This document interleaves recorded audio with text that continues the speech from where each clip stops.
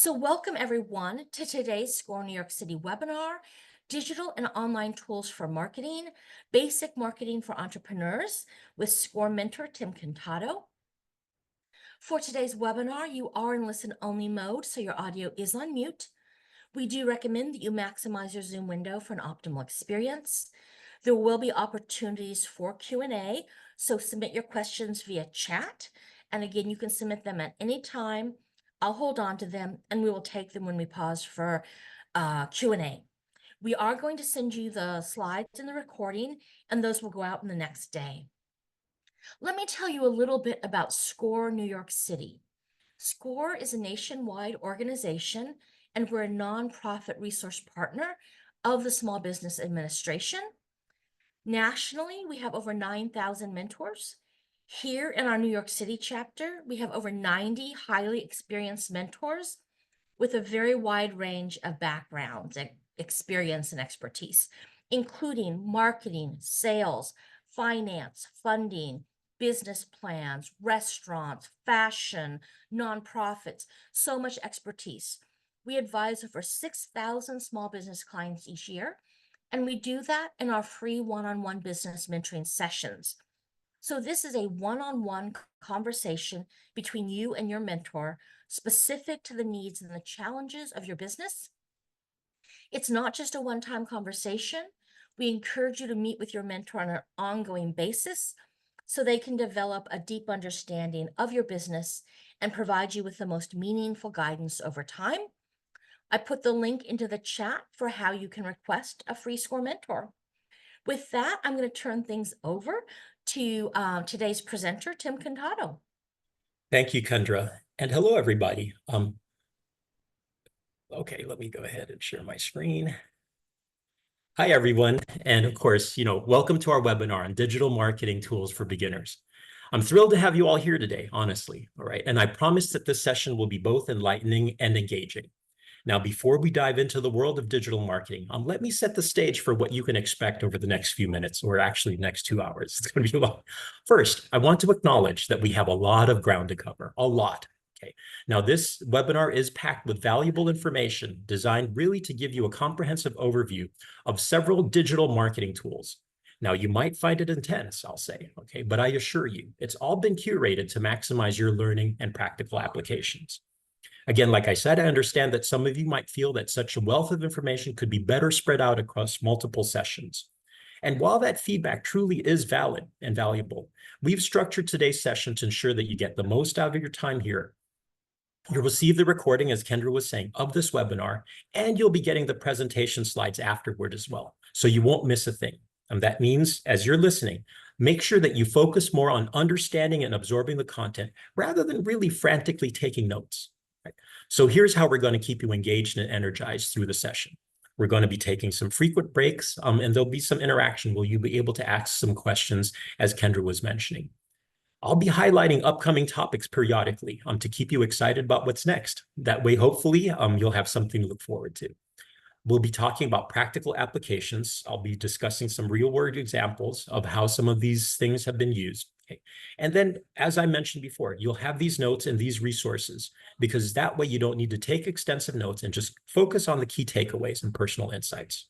Now, remember, as we embark on this journey together, I'll encourage you to actively participate, ask questions, type them in, okay, and share your thoughts.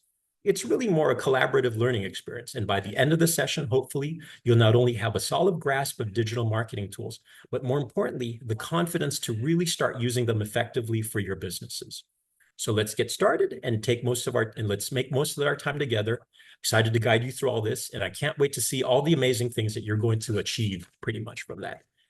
My name again is Tim Cantato. I'm a retired pro bono mentor with SCORE New York City. And I started out my career in traditional marketing at Little Tikes, Rubbermaid, Nestle, the Hain Celestial Group, advertising, et cetera, et cetera, et cetera. But the important thing about all of that is, despite my having started out in a very traditional corporate marketing role, I had done nothing like digital marketing until I retired. And so everything that I'm going to be presenting to you is something that I have learned within the last 5, 6, 7 years as a SCORE mentor. And I utilize it all the time with my mentees. For perspective, I do about 1,100 sessions a year with entrepreneurs very much like you, two of whom have gotten deals on Shark Tank. And a lot of what we do is we utilize these techniques, and my mentees usually go through these experiences and these experiments with me. And I hope you guys are looking forward for same, right? So here's pretty much what the outline is going to be. We'll set it up with basic marketing concepts, talk about messaging and targeting audiences. Then we'll talk about marketing tools and how we apply them. Then we'll talk about digital and the social media environment and the overview for how you can use that for your small businesses. We'll talk about website basics and overviews for your small business. Now, now that we've gone through all this material, we'll start to talk about how do we apply this to your business? And then finally, we'll close out, obviously, with key takeaways. All right. So this is the foundation of what we'll be discussing, everything else. Okay. Basic marketing concepts. Concepts really form the base of this pyramid, and everything else sort of follows from this. So we're going to go ahead and dive into this. The main lesson of small business marketing, okay, is that the customer is king. Now, you might think, oh, that's pretty obvious, Tim. Actually, it is, but it also is not, interestingly enough. Most of us, as we start with our businesses, we tend to focus on our business. We tend to focus on the benefits. We tend to focus on the features of our business, of our products. And it's usually when we start thinking about the customer that's secondary. What I want everybody to think about is to sort of turn this around a little bit and realize that the customer is the king. The customer is your boss. The customer is the boss of Google. The customer is the boss of Facebook, of Instagram, of Pinterest, Meta, TikTok, everything. And so a big part of this is really understanding the customer and the consumer's needs. Now, in order to do that, we have to understand that what we want to do is make sure that we can build awareness for your product and your product's benefits. And there are two ways of doing that. One is called pull marketing, which is basically passive awareness building. That's just you are there, and when people are looking for you, they can find you. We'll call that pull marketing or search. Then there's more active awareness building, which we will call push. Push marketing has more to do with advertising, your outreach, your prospecting, your calling, you're telling people, you're creating content, for your social media so that then gets put out, and that we'll call push marketing or brand, okay? Pull marketing and push marketing, search and brand. And you will see this theme repeated throughout, our session today. The important thing also, remember that awareness I mentioned earlier, that's because awareness forms the first part of a consumer's journey. Every consumer undergoes or goes through a psychological journey. And we used to call it in school something called AIDA, which means awareness, interest, desire, and action. Action could be calling you for contacts or buying, okay? Or anything else for which you want a conversion, some kind of activity towards your goal. But just remember that very seldom, if ever, will you do any one thing and suddenly the customer will buy. It is almost always a series of steps to get to the decision wherein they are willing to make the purchase. Expecting a consumer to buy just because they saw an ad is sort of like going on a date for the first time and then asking the person across the table from you to get married. It doesn't happen that way. It does for some people, but generally it doesn't.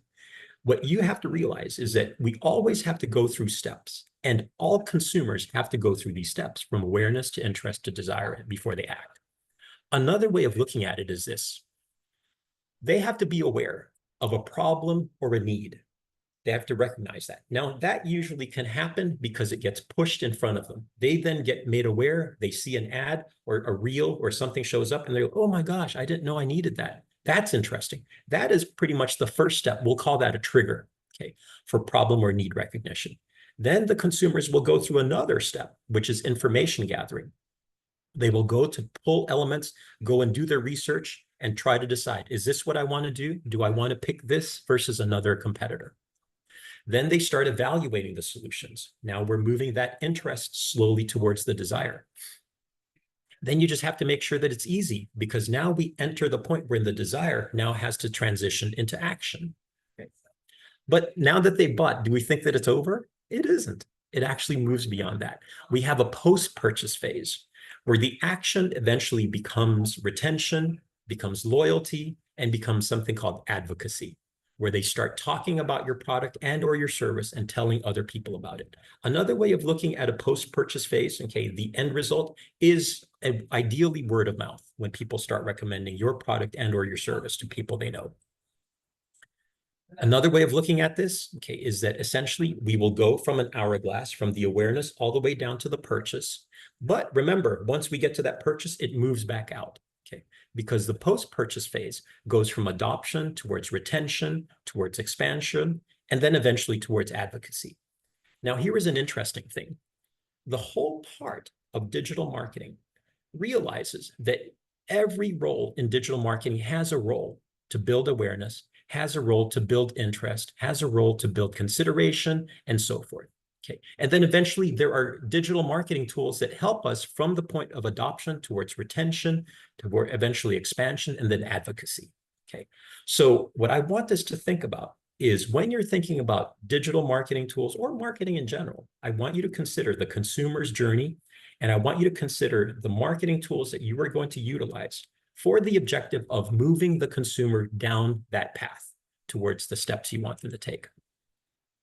In fact, if we start thinking about content, okay, there are different content types for different stages.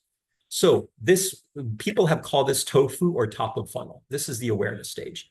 If a person is the awareness stage, these are the kinds of content you could use. An educational blog that you put out there where you answer common questions. Okay. You can then transfer that into infographics where you visually represent information data and make it visually appealing and easier to understand. You can share statistics or survey results. You can create step lists for particular tasks. Okay. You can, go on, do podcasts or, discuss topics or interview leaders. Eventually, you can also create and publish ebooks, all with the intent and the objective and purpose of creating awareness. Now, here are some content ideas for when people are now aware and they're entering a consideration phase. They're trying to decide, is this what I really want? So what do you use? You could do comparison guides. You compare your product against another. How-to guides. Okay. White papers, which are pretty much reports or documents that explore a specific solution or topic.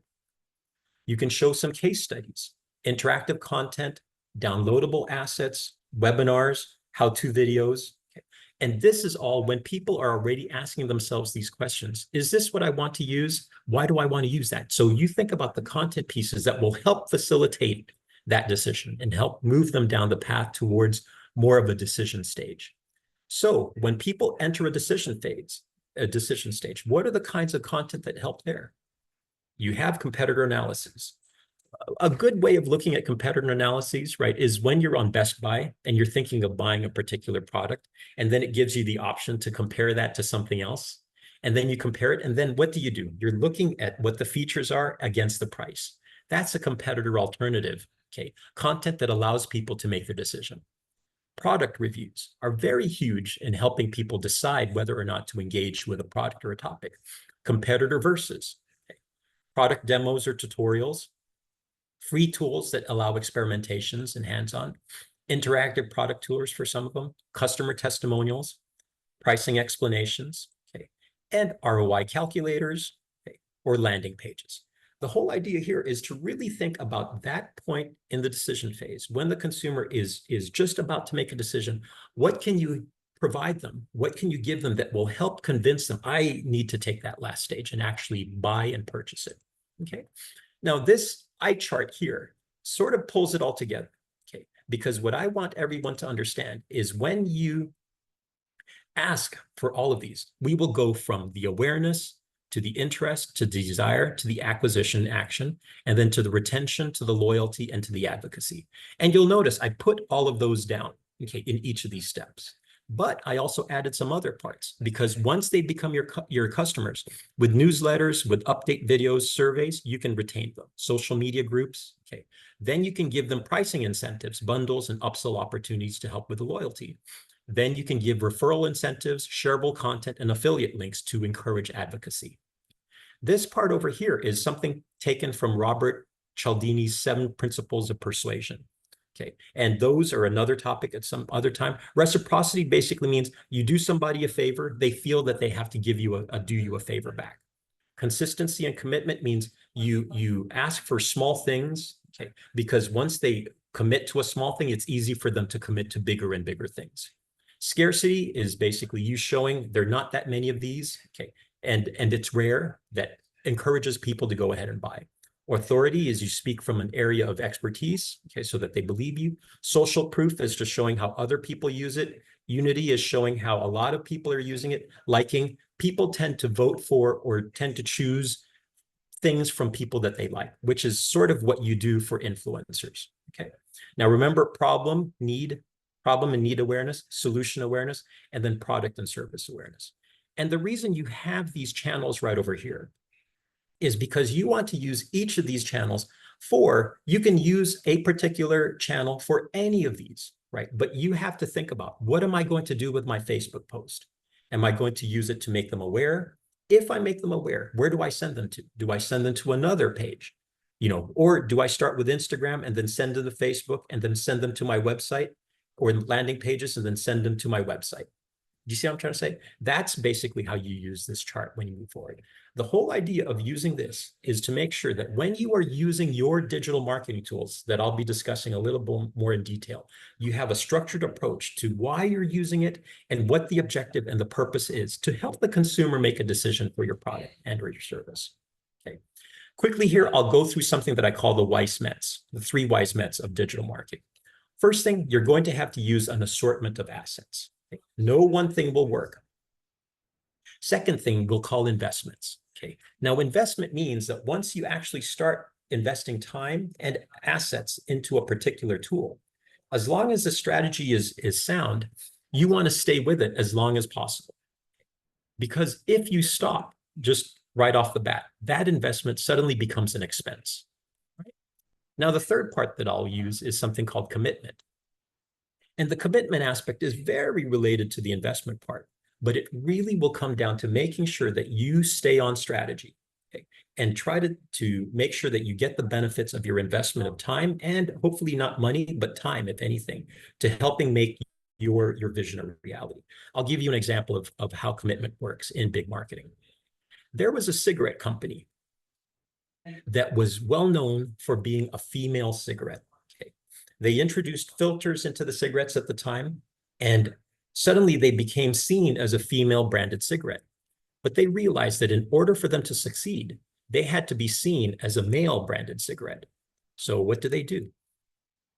They called Leonard Burnett, an advertising agency, and asked them, devise an ad campaign for us that will transform our filtered cigarettes into a male cigarette. So Leo Burnett sends their creative writers, their cameramen to ranches, take pictures of cowboys, only of cowboys smoking the cigarette. Okay. And then they got the rights to the theme song for the movie The Magnificent Seven that sort of goes like this. Dun, dun, dun, dun, dun, dun, dun, dun, dun, dun, dun, dun, dun, dun. Okay. And they go ahead and they spend $30 million in the first year of the campaign. Now here they are, very, very excited. Okay. And they go back to their client company. But after they did $30 million of advertising in the early or late 60s, early 70s, do you know what the #1 brand was for female cigarettes? It was still theirs. It didn't move. It didn't change. And so here they are with eggs on their faces, really ashamed. We spent so much of our clients' money and we weren't able to move this needle. Thankfully enough, the chairman of Philip Morris said, you know what? This is a very important initiative for us, and we are committed to this stand. So let's continue along this path, continue with this. And if you guys didn't know, that is the Marlboro Man that eventually in time became known as the macho cigarette, okay, across the world. Right. Now, 2 things also is we want to make sure that when you're putting your messaging out, you have 2 ways. One is reach. You reach a lot of people one time. That would be a Super Bowl ad. Or you can reach a few people a lot of times. 1-877 Cars for Kids, KARS Cars for Kids. 1-877 Cars for Kids, donate your car today. Okay. Now, somewhere in there, you obviously won't be doing reach, okay, because that's very expensive. You will be doing a continuum somewhere here of a frequency play where your messaging gets played in front of your target audience on an often basis. All right. Great. In the interest of time, Tim, Mhm. I want to make sure we get all the content. So we're going to go ahead and move forward. Okay, all right. I do want to acknowledge that I did see, George, I saw your question and we'll circle back to it at the end because I think some of what Tim will cover will address it. We'll So address let's it go ahead later. and move Okay, forward. appreciate it. Thank you, everybody. Now, the next section, okay, will pretty much, as you listen to this section, what I want you to do is I want you to activate your mind and think about how this particular section works for your specific business, okay? So, there is a quick 3-step marketing process that we go through. We'll call it ready, set, and go. Okay. Ready is messaging and positioning. Set is now you establish your target, and go, you release your arrow. Okay, and you execute. More often than not, for the people who come to talk to me, they want to talk about the marketing toolbox. It's almost always, Tim, how do I use Facebook? Tim, how do I do Google ads? How do I do Instagram? We will always get to that. Okay. But, like I say, we will get to that. But the priority is the messaging. And that is actually an important thing for us as well. Okay. So from your standpoint, you don't have to do it for me, but do it for yourselves. Define your product or your service. Write it down on a piece of paper. Be as specific as possible from your standpoint and ensure that it's completely understandable. And we will discuss this just in a bit. Okay. There are 5 questions you want to be able to answer. Who is your customer? Is the first question. What is the product or service that you are offering? What makes your product or service different or better than the competitors that are out there? Why should people believe your claims that you are different and better? And this is a key. Why should your customers even care that you exist? What's in it for them? Okay. So these are the 5 questions that from your perspective, you want to be able to answer because that's what's going to help you make the messaging stick. Now I'll give you an example of how this is put to work. This product over here, who is it for? Now notice I don't describe women 25 to 34 or women 35 to 44 or some general demographic profile. I'm going to establish a need. This is for women with dry frizzy hair. What is the product? The product is this shampoo from Nexus, New York. Okay. Who is it for? This product is for, most competitors tend to clean their shampoo, use shampoo to clean from the outside in. This is different from the competitive set because it replenishes hair from deep within first. Why should we believe their claims?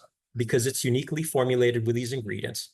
And why should they care? That way your hair is frizz-free and so smooth that it moves beautifully. Do you see how to do that? Now, what I want you to do is I want you to do that for yourselves. You don't do it now, but do it, pretty much after. And once you do it, write your answer down on an index card. Make sure you can read it in less than 10 seconds. And then give it to a person to whom you haven't described your product or your business orally, verbally. Give them 10 seconds, take the card back, and then say, what do I do? And why would you want to do business with me? Okay. And the reason we do this is this exercise over here. So Kendra, do you want to take this? Yes. So count the F's in the box. So actually, I'm going to quick close the poll so that you have a moment to quickly look at the F's. Okay, now I'm going to relaunch the poll. Excuse me, just one second. I'm going to relaunch the poll. Sorry, I shared it a little too soon. Are you seeing the poll, Tim? Yes, Is it I can see the something you poll. can- Thank you. Yes.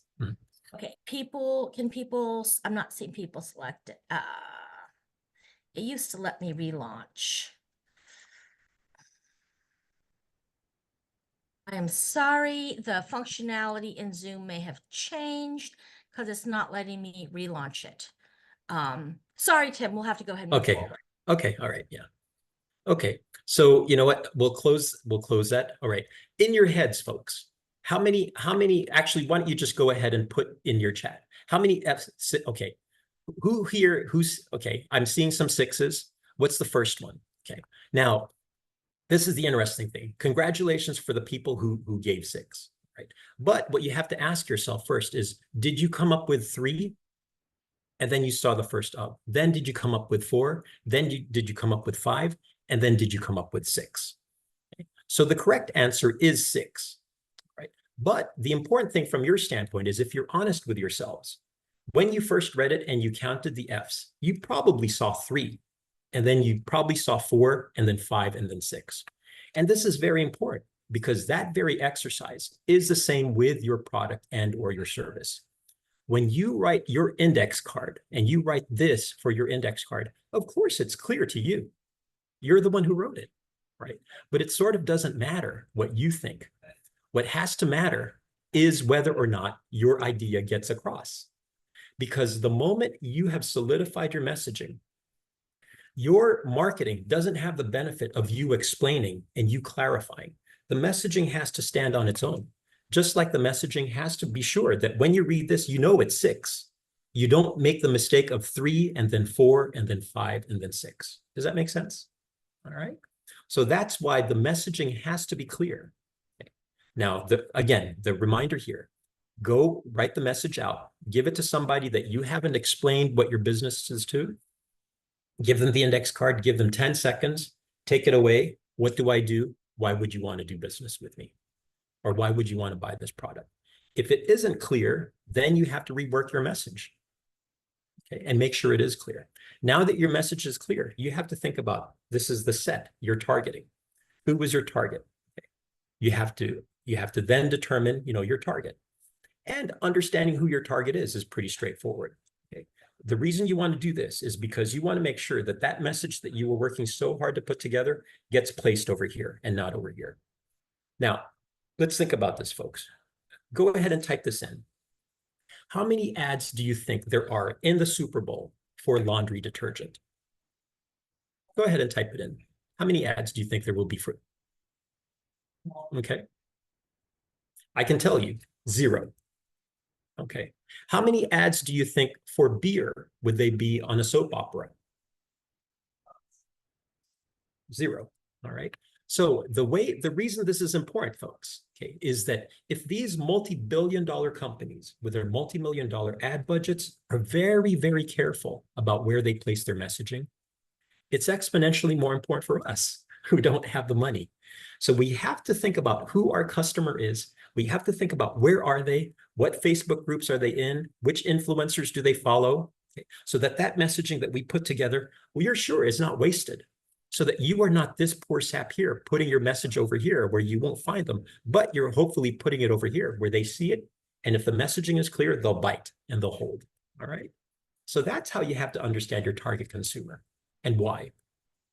Some questions you want to ask yourself: age, gender, professional information, values and their fears, okay, their goals and challenges. Where are they? Okay. And any kind of, what don't they want? Okay. And these here are steps pretty much to help you buy a buyer persona, just so that you theoretically can understand them. Okay. Another way of looking at it is there's a difference. I don't know how many of you are B2B and how business to business and how many of you are B2C, business to consumer. Okay. So the minor differences here is if you're going to business consumer, your main goal is to create impulse and urge to buy with branding and messaging. Okay. Now for a business to business, your main goal is to build trust and credibility with your content. So slightly different, but the whole idea here is, again, the customer, the consumer, right? Build trust and credibility. Okay. Build an impulse and urge to buy with branding. So demographics, which are the observable characteristics, age, race, gender, and so forth, aren't everything. Because if you look at this gentleman, his demographic profile, male, born in 1948, raised in the UK, married twice, lives in a castle, he's wealthy and famous, has the identical demographic profile as this gentleman. But the amazing thing is, you and I know that they are not the same customer. They are not. You would not sell them the same product the same way, right? Because beyond demographics, we need to understand customers' needs and values. Remember, customer is king. So we have to try to understand that as well as we can. So this one, you'll get this link where you will look up the Bain Value Pyramid, business, to consumer, where based on Maslow's hierarchy of needs, you can start analyzing, values and needs for a consumer from your standpoint. This will help you pretty much verbalize the kind of need that, or the values at least, that your product can hopefully deliver for your customer. Now, I want us to think of another thing, okay, with respect to needs, and we'll call these buying factors or considerations. Type these in if you have a choice, right? What are 3 things that you think about, or before you choose a grocery store to go to? Anybody? What are 3 main considerations that you have before you decide on a grocery store. Go ahead and type them in to the chat. Reputable. Okay. Time of travel, clean. and clean. Okay. And stuff like that. Price, convenience, reputable. Okay. That's all perfectly fine, folks. Right. And the important thing here is that reputable, price, quantity, time, location, hours of operation, cleanliness, the kind of people who shop there, the layout of the store. My point is there are easily 7, okay? But the truth of the matter is there were easily 7 buying factors for your product as well, for your product and or your service. There are always multiple buying factors that people have to consider before they buy something. So let's transfer that into the shampoo. Do you remember the shampoo from earlier? I broke that down into 7 qualities: the price, salon quality, how effective it is for frizz-free hair, brand name, the fragrance, how accessible it is, and then the nature of the ingredients. Are they cruelty-free, organic, natural, et cetera, right? And then in this case, I made 4 customers. Truth of the matter is that's a spectrum, but it's easy enough to break it into 4 groups.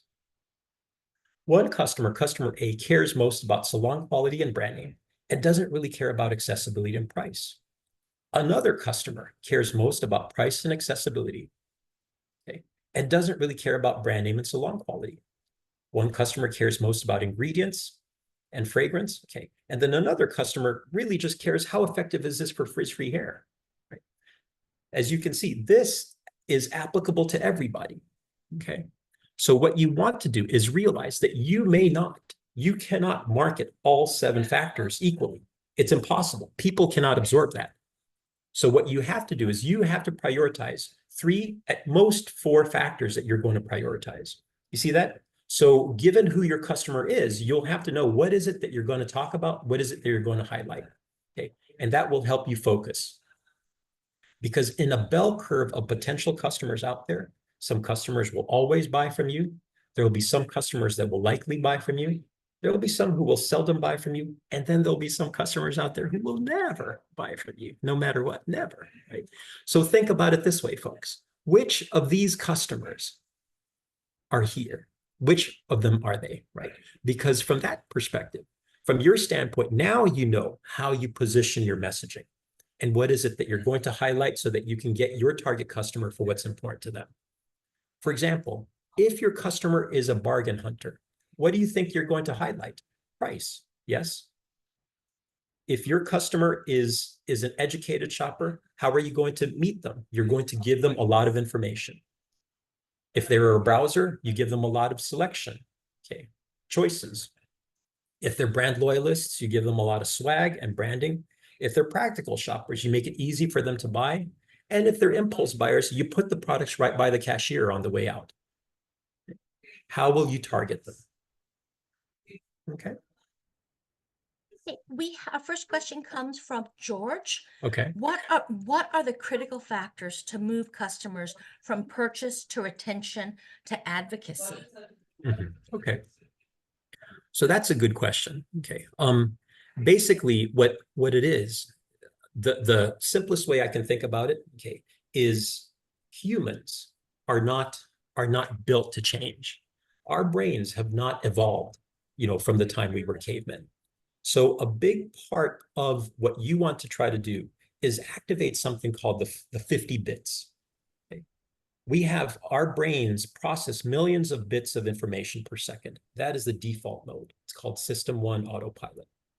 So the main objective in awareness building is what do you do to activate the 50 bits of information that will make them aware, okay, of, to cut them out of their standard way. Okay. And it's different for different products, obviously, because it will come down to different needs, to different problems that you're addressing, and so forth. Okay. Now that the awareness trigger has been hit, you have now activated the 50 bits of information. You've activated the 50 bits of activity in the mind. The key question now will come down to how do you manipulate that information to appeal to them? Okay. Let's understand that most decisions are not logical. Most decisions are emotional. And then the prefrontal cortex, the brain, the 50 bits of information then funnels that through based on a variety of factors. And that's how you move them into the interest and then eventually into the desire and then into the acquisition. The acquisition part we'll address later on. It's basically just digitally making it easy. Right? So the first part is the top. Great. Thank you for that. What is the best way to make a customer aware that they have a need or problem? So usually what we used to do at Rubbermaid, right, was people sometimes didn't know that they needed something until we saw them in action. So I'll give you an example. My boss used to be the head of 3M Scotch tape. And one of their biggest products was pre-cut Scotch tape. Do you remember those, Kendra? The ones that were Yes, I already do. yeah, Yes, I do. in pre-cut strips. Okay. And so what he said was they were observing people who at Christmas time, and they were cutting themselves with that razor. Remember that? And so they said, why don't we just go ahead and create pre-cut strips? People didn't know they had the need, but what people saw it based on their actions. I'll give you an example of a patented product that we created about 25 years ago. This would be for measuring tape when I was at Olympia Tools. What we were observing was people would go ahead and they would measure out the tapes and the notches, and then we would see them go like this. And then they would write it down with their pencil. So based on that need, unvocalized needs, okay, we then created our patented tape, which then had the fractions printed on the tape itself. That way they didn't, do you see what I'm trying to say? That patent has since run out and everyone can produce it. But 25 years ago, it was the big thing. Great, thank you. We have a lot of questions, but there is a lot of content in this presentation. Yeah. So we're going to go ahead and move forward. Okay. So that then hopefully we go through all the content, and then at the end we can And then go at the more end, into yeah. So Q&A. we'll rush through this because the next part here, this will be for the digital marketing section. Now, all of us here are probably, involved in digital marketing one way or the other. Everyone has social media, or at least most of you do, right? And so hopefully we'll be able to provide some insights about how that works. Okay. The digital marketing landscape is huge. This here is a picture of what is called the MarTech 5000. It started out as the MarTech 1000 a few years ago, and these here are multiple marketing technology tools that are out there, and this is always changing. It's always evolving. It's vast. Okay, so the question always comes down to what do you have to focus on? Okay. Well, the truth of the matter is what we want to do is concentrate on the basics, which is, as you can imagine, how we always establish this, from the foundation to the basics, because the tools in and of themselves are at the service of the basics. So we have to concentrate on the basics first, okay? So what are the basics? The basics, as we know, okay, it's not about you. It's not about your product. It is about the consumer. It is about the customer and their needs. In fact, every social media platform, every search platform, they are just vehicles to deliver to the consumer what it is that you offer. That is really all that it is. Do you see what I'm trying to say? It's not about you. It's about the consumer and their needs. And all social media platforms, if they're being used for marketing, are to deliver benefits to their bosses, to the customer and consumer. So we always concentrate on the basics and try to figure out how do we deliver that. When we think about digital media, we have three main buckets to think about. We have owned media, that which we control, our website, our mobile sites, blogs, and the social media channels that you operate. Then you have earned media. Okay, this here is when people mention you, they share, repost reviews. And then you have paid media, which is basically advertising. So this here is when this, as you can imagine, is more push than anything else. These parts here constitute the pull part, okay? Because this one here just happens to come by the quality of what you're doing. So as you can imagine, as small business owners and entrepreneurs, you want to concentrate on owned and earned first, and that what you cannot achieve for free organically, you go ahead then and you pay for it, okay? So as we look at that, now let's look at social media. As we think about social media, the key things is to understand that social media works according to algorithms. And again, the basics. Let's understand that the major objectives of all social media platforms, all of them, Facebook, Pinterest, Instagram, TikTok, WhatsApp, their main objectives are these three: increase time on their platform, increase engagement on their platform, and increase exposure of their platform. you see what I'm trying to say? These are the things that drive their algorithms. And as that drives their algorithms, that drives their dollars. Okay. If you help them do that, okay, you then will get more exposure. Those objectives, as we can say, have huge implications on your post's visibility and exposure, your product brand, and your content reach based on their measurements. So to best succeed, you have to plan for your audience while servicing really the objectives of the platform by keeping their algorithms in mind. You will hear hashtags are important. You will hear identification or keywords. You will hear context or fit. And then no, content is king. You will hear all of that. At any one particular time, people will tell you, this is the next thing since sliced bread when you're talking about social media. Each one is a leaf, for example, folks, okay? One leaf, one leaf. And then what tends to happen is, oh my gosh, I have to do hashtags. I have to do 7 hashtags, and that's all I have to do. Well, what happens is when you start concentrating on the leaf, you lose vision of the whole tree. So you know what happens to leaves? They change color. But not only that, leaves fall off branches, right? So I'm not worried, and I don't think you should be worried about the leaves. We have to think about the tree. Because when we know what the branches and the root of the tree are, that doesn't bother us, because when AI comes out, that won't freak us out. We understand how using AI will help us in our objectives because we understand the tree and we understand the branches of the social media tree. All right. So you want to understand, you want to know what this tree is and how it works for us? When you create a post, this is you, and these are all your contacts. When you create a post, you do know that your post doesn't go to everybody, because remember the objectives of the algorithm: increase time on their platform. There are over 4 billion posts on Facebook every day, over 3 billion Instagram posts every day. There are so many, right? The algorithms will not service everyone with all of them. So how does the algorithm work? What it does is you create a post, it will test it. This area here is called the golden hour, basically. It's an hour or not, no one really knows. But there is a set period when the algorithm will test your post. And based on how people interact with your post, it will then send it out to more people. Based on how those people interact with your posts, they will send it out to more people. You see what I'm trying to say? Remember the objectives again. So that's how the algorithms are able to justify which posts get the visibility, which posts get the exposure. Now, how do you learn from this? The key from your standpoint is always to check your insights. Because there are very, very few people who are going to be expert in you, expert in your posts, expert in your audience. No one. Okay, you can't, if you want to get quote unquote an expert out there to do it, you know what you're going to pay them to do?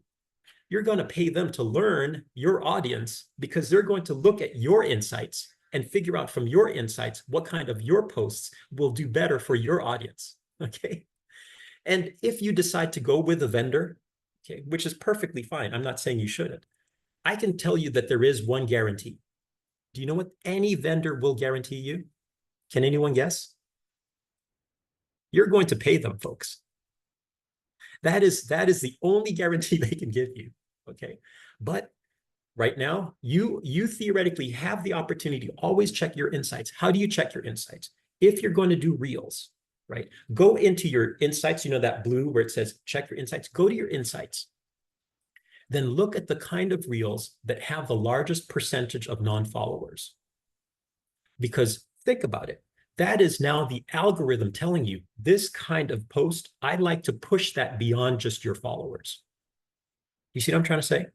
So if you're looking for subscribers, if you're looking for exposure beyond your group like this, what you do is you go ahead and you look at your insights and look at the percentage of insights, the percentage of your posts, of your reels that are being sent to non-followers. Now, from your perspective, try to gain some understanding. What is it about those? Is it the ones where I show my face? Is it the one where I'm smiling? Is it the one where I use that, that trendy music? Is it the one where there's some action in the thumbnail, et cetera, et cetera? Those are the things that you get to experiment with, all right? Now, every social media platform gets your exposure in. Remember, what are the 2 ways of getting exposure? Push and pull, right? So in this case, we'll call it query, which is search. So in order for you to show up in search, your keywords, your categories, your context and fit have to be on point so you can be found, because that will come when a person actually goes in and they look for you. We'll call this query or the pull. Then there is a second part of exposure, which is curation, where based on your fit, on the experience, on the context, the algorithm will place your content, your reels, your posts in front of people who don't know who you are, right? Now, the only one that actually doesn't do this as much is TikTok. Facebook, Instagram, and so forth tend to give you the kind of information that you would read on a regular basis. That's why there's a lot of polarization in Facebook, a lot of polarization in Instagram, because people who like one particular thing will only see that particular thing, okay? And so if you want to be exposed to another part of it, what you do is you go ahead and you like another group from another frame of thought so that you at least will see their posts and you'll get an understanding of how they're thinking, okay? TikTok is the only one that's different because TikTok's strategy is actually to put 10 to 15% of the posts in front of you that you normally wouldn't watch or see. Like, for example, this one here, a Manyu spa day for me. This Shiba Inu, what is a Manyu? A Manyu is basically a Shiba Inu that gets a spa day. It was placed in front of me and I was like, oh, okay, that's cute. And so I loved it. And now I see a whole bunch of little Manyus, okay? And that was the curation because they put it in front of me. You can tell a lot about a person based on their wall because of the curation. Here you can see, like on my LinkedIn post, you will see a lot of social media, a lot of digital marketing. You will see on my Instagram, Neil Patel. All of you guys, if you're interested in digital media, should follow Neil Patel. Okay, Neil Patel, you'll see him on my Instagram. If you see my YouTube, you can tell that I'm a Taylor Swift fan and that I like Broadway and I like basketball. If you look at it right now, you'll see a lot of Olympics stuff and you'll see a lot on Shohei Ohtani and so forth. You see what I'm trying to say? That is the curation part of the algorithm, putting things in front of me based on my viewing habits. So your content, your pieces will be placed in front of your target audience based on how well you identify that content for your target audience. Because now the algorithm knows, this one here, these kinds of people like this kind of content. I will put that in front of them. But you also have to make sure that your query side is identified. All of your posts have to have all the identifiers, whatever hashtags, whatever keywords are, because you want to make sure that you fit the query part. If a person is actually searching for you, that you can be found, okay? You want to make sure that you get search to get insight into what's hot. Okay, this is pretty much on TikTok. I think this is TikTok. Yeah, creator search insights. You can go into TikTok for creator search insights to give you an idea of what's hot. Okay? But that changes. In 21, saves were the most important metric. In 24, it's comments and sends to friends. Okay. 21, posts would only live for up to 48 hours, but now posts continue to reach new people, even weeks, if they receive a ton of interaction. Hashtags was how you got discovered in 2021. Now it's optimizing your keywords for Instagram search and high post engagements for your most discoverability. And 21, the accounts with the bigger followings tended to get more reach than the smaller accounts. But now, remember the algorithm's objectives. Now small accounts can get higher post reach if they have unique content that stands out. Before, posting reels was the surest way to grow. Now it's actually any of them. Reels, carousels, single images work equally, as long as you are keeping in mind query and curation, the customer, right? Before, in 2021, funny, goofy dancing and lip syncing were the easiest ways to go viral. But nowadays, it's really an attractive personality, practical values. Are you giving interesting presentations that give good information? I follow a young lady called Astro Alexandra, okay, on Instagram. And the reason I follow her is because she just explains, astrophysics and nuclear physics in such a way that I can understand clearly and easily. Then I follow a bunch of people, for light linguistics and so forth. But it's usually these people, they have some interesting ways of teaching a particular topic, of giving thoughts. And it's the same with you, okay? The key now is really to take a holistic approach, because the insights that you gain from social media can guide your overall marketing strategy. What is your audience interested in? What are their pain points? What content speaks to them? What is going on in the market and with our competition? And what's the trends? Who are the people trying to buy our product, which offers that we have resonate with them? Okay. And what do people think of our products and services, and what problems do they encounter? So you want to try to use that to get, to build a relationship with your target customer. Also understand, remember we mentioned assortment earlier? Also understand that what you want to do is you want to surround your customer, just in general, with as many touch points as possible. Neil Patel had done a study to see how many social media platforms are it that people use, okay? And it's actually 6.7 for small businesses. 6.7 on average are the social media platforms that people use, okay? And that's because you want to be in as many out there as possible, surrounding your customer.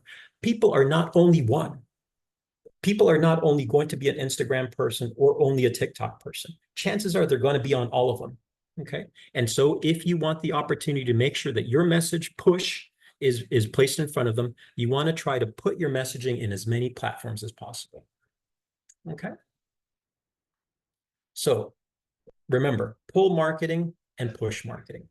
And remember, it's a spectrum. It's not black and white, okay? You sort of have to do degrees of both, because from the customer need, they start looking, so you have to be visible. Then they start searching, that is search.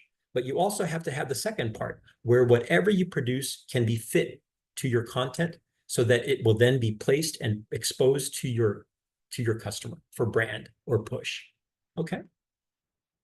Multiple, I won't go into these into detail because, these are eye charts that you can actually review on your own. But what you want to do is think about the social media channel that you're going to use. Gen Zs tend to use Instagram, TikTok, YouTube. Okay. Boomers, okay, use Facebook and YouTube. Okay. I'm actually a Gen Xer, so I use Facebook, YouTube, Instagram, and X. Okay. I actually don't use X, but I do use TikTok. Okay. And then you'll have your millennials and your Gen Zs and your boomers. Okay. Keep in mind who your audience is and the platforms that they want to be in. Okay? And then think about, why do they use social media? Okay, just in general, most people tend to use social media to maintain contact with their friends. Here's a good one: finding news and information, looking for products and inspiration. Okay, so these are the things that you want to take advantage of from your standpoint. Understand, okay, that your particular target uses social media in different ways, and the search vehicles that they use for Gen Z, social networks, search engines, okay, and customer reviews. And so you want to think about that for your target audience and how to use it. And then think about the kind of content that works best on which particular kind of social media platform. Would be something like this, right? So if you're doing something funny, it only follows that TikTok would be your best source. Then below that, then you would probably do YouTube and Instagram, okay? And if you're actually giving something that's creative, then you sort of want to think about using here, YouTube, okay, Instagram, and TikTok. And if you're doing something that's inspirational, interestingly enough, you would use, YouTube and Instagram, okay? So think about those. What you want to do is make sure, here's some ways that you want to try to inspire an oh my gosh moment. Create content that sparks debate and engagement, but keep it light.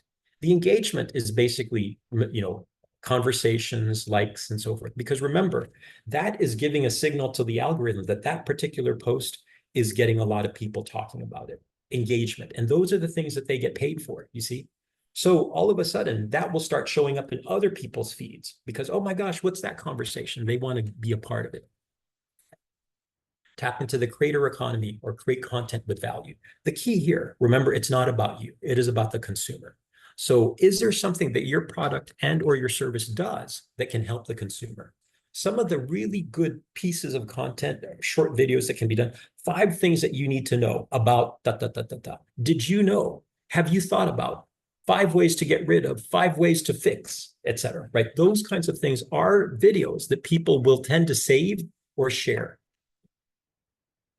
Watch and learn with short form videos. Okay, give audio your attention. The only thing about this really was I've found, at least in my case, that usually when I go with the trendy music, the music suggestions that TikTok or Instagram give you or on Reels, those are the ones that get a lot more exposure than the ones where I actually look for the music for myself. Keep it real with paid partnerships, real people versus influencers. Okay, this one here is just, if you are thinking of using influencers for your product and or your service, you're better off just looking for people who have less than 5,000 to 1,000 followers, okay? And don't offer to pay them, because usually the relationships are usually a lot stronger from their standpoint with respect to their engagement with the customer or with their followers. Remember also that as you're creating content, engaging content should be the 3 E's. Educational, one of them, educational, empowering, inspirational, or entertaining.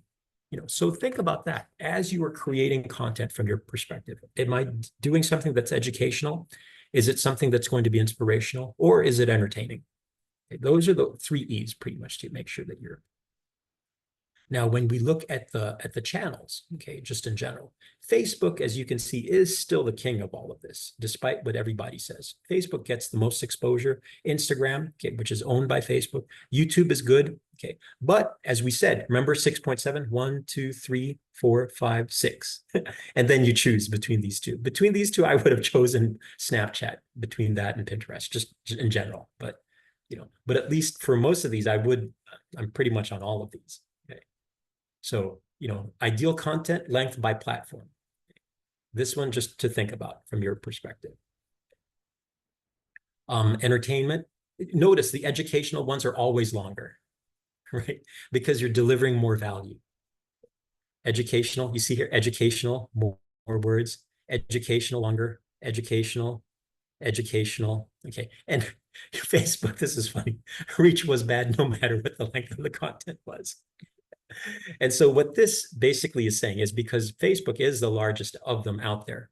So when content is put out on Facebook, it really won't move beyond your circle, right? Unless you make your post public and unless you get a lot of engagement on that post. That's usually what would happen on Facebook. Okay. Optimizing your posting frequency. Okay. Now, the keys for this, the big key really comes down to what is valuable or what is viable for you. Do not force yourself just based on this figure here to do, oh, it said that, forget that. If it doesn't work for you, it won't work. Right? It has to be real. Now, notice, again, we're going to go back over here to Facebook. It's the Wild West. It sort of doesn't matter, right? But usually what will tend to happen, is, and like I said, these here, as you can see, the times of posting that seem to be the best. Okay. And then this one here, did I do that? I think I did that. Okay. Is, what you want to do is your big 5, X, Pinterest, you've got the big 5, which was Facebook, Instagram, LinkedIn, TikTok, YouTube. And then you can continue with these other ones pretty much, to add. Okay. So, sometimes platforms, like I mentioned, I just went through a whole bunch of guidelines over there, right? But guidelines are not rules, folks. Let's remember that, okay? They change over time, and it's different guidelines for different platforms, okay? And then the algorithms changes. Remember, because of what's happening, the algorithm changes will result in different guidelines. So don't get hung up on the guidelines. What you do want to think about is the main guideline that does not change, which is the importance of the user experience and the importance of user engagement. So long as, from your standpoint, you are creating content that people are engaging with, okay, that are actually doing some great content and delivering value to the consumer, you will get exposure. Don't worry, as I said, don't worry about the guidelines as much as the servicing of the platform client. Okay. All of these guidelines over here, these are nice, truthfully, right? And these are sort of pulled back. They are not the initiators of the results, but reflections of them, which means you don't have to do it that way. What you certainly want to keep in mind is whatever content you're creating, as long as it is of value to the consumer, okay, and as long as it is well done and clear, you will get the exposure. All right. And so these are the things that you want to keep in mind as you're trying to understand, Tim, what do I want to look for?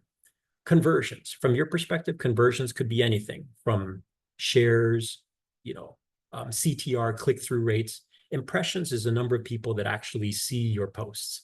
Geography, obviously where, right? Follower count, see if that's going up or going down. Engagement rates, okay, is usually going to come down to likes, shares, comments. Okay. Likes are not as important as comments. Comments are not as important as shares. Shares are not as important as saves. just in general. That's sort of the way I see it. Audience growth, direct messaging to you, your posting timing, number of mentions you get, the comment sentiment, okay, and then the retention, okay. Follower count, retention are about the same. Okay? So these are the things that you want to sort of keep in mind as you look at the analytics of the effectiveness of your social media platform, right? And just remember, there is no silver bullet in all of this, none, right? Great. So now we are going to take a number of questions. Okay. Everyone, we got a lot of questions. I am going to prioritize them based on what I think applies to the most people. And then as we get more specific questions, I'm just going to remind everyone, this is an overview. And if you would like to meet with Tim for one-on-one, guidance specific to your business, I put his link into chat where you can request mentoring with him. Okay, what percentage of insights are actually bots? Can you really trust the insights on Facebook, Instagram, and the rest? How do we approach the insights with bots in mind? Okay. Yeah, so I think that just in general, bots, the whole discussion about bots is probably overrated. Without looking at a specific account, I wouldn't know, right? But what you want to do is you want to look at a number of posts and look at, because even if they're bots or they're humans, the truth of the matter is the algorithm is giving you a signal, right? Bots will only like your post if it shows up in the feed of the bot ID, which means that the algorithm has placed it on their wall, which means that the algorithm believes that it should be distributed. You see what I'm trying to say? Yeah. So the indicator may not be as much a numbers thing as much as an indicator of the kind of content that you should produce more of, because it is the algorithm telling you that it is sharing that to more people, more accounts. Great. This is a longer question. I'm going to actually have two questions because they're very related. The first question is, so if somebody offers something like health and wellness services, and let's say they're addressing the health of a particular, organ in the body, wouldn't the fact that everyone has that organ grab people of all awareness levels? How do you filter people out with products and services that are universal in nature and that people care about more when they discover or infer it's an important problem needing an immediate solution? And related to that is services that highlight personal development and improving life quality could be of interest to anyone. Obviously, there are more people interested in personal development, but everyone wants a better way of life. How do you hone in? How do you hone in if it's something larger? Okay, no, that's a good question. And do you remember this, Kendra, back in the day when we used to do this? We had that slide that said, there was a movie called The Patriot, folks, with Mel Gibson. Okay. And there was a line in it after his son Gabriel, Heath Ledger's character, was kidnapped, and he had to take his two younger sons to go get Heath Ledger back. And he had one of his sons, and he positioned them, and he gave them a gun, right, to shoot at the officers. And he asked the boy, what does father always say about shooting? Aim small, miss small. So that slide, I used to put that in there because when we say that, that our target is everyone, our target is actually no one. Okay. And it is true, okay, that that particular services would be applicable to everybody. But the reason Facebook is so good, Facebook, Instagram, or all these social media platforms are so good, is because what you want to think about as you start defining your target customer and your target consumer is what are the interests that they have that align with what you offer. That way, your piece of content would be, let's just say, all right, so let me transition a little bit. I'm hugely into the Olympics right now for obvious reasons, right? But I'm noticing a lot of times, because I'm watching the Olympics a lot, I'm getting a whole lot of reels about Snoop Dogg. I'm getting a whole lot of reels about other sports that are not even in the Olympics. Why is that? Because the algorithm has figured out this guy's interested in sports right now. And so we'll feed him stuff dealing with sports.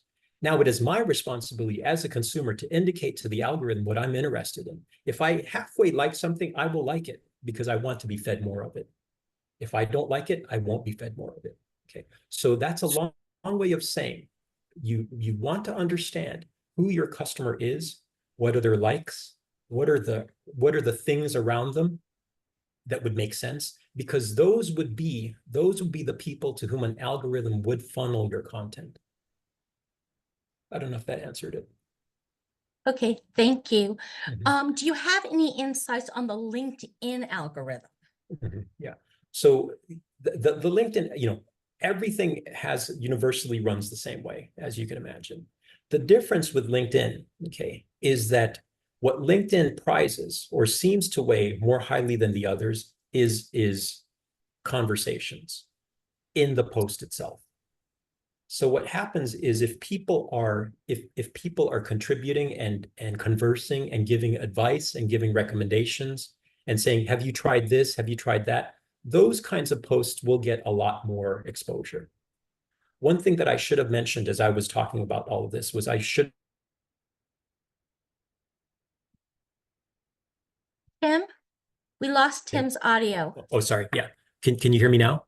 Am I back? Yes. Yeah. Okay. Yes, you're back. You're back. Okay. I'm sorry. I should have. Did you guys hear the part where I said that one of the things that I forgot to mention was the importance of groups? No, we only heard the first part of that sentence, Okay. but All go right. ahead. Okay. So one of the